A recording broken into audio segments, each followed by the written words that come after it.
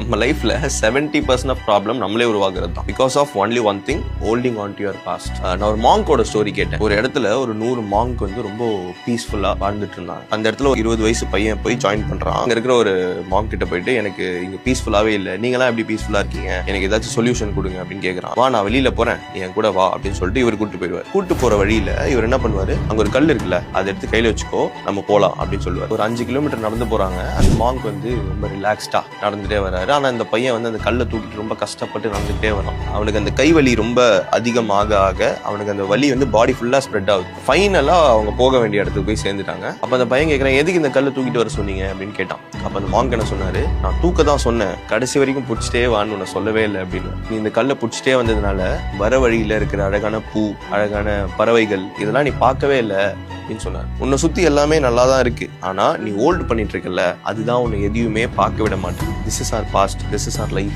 நீங்க சின்ன விஷயம் தானேன்னு சொல்லிட்டு நீங்க ஹோல்ட் பண்ற உங்களோட பாஸ்ட் ப்ராப்ளம்ஸ், மெமரிஸ் நீங்க விட்டு வராத வரைக்கும் you will never feel peace. But if you let go, your life becomes beautiful. Let it go.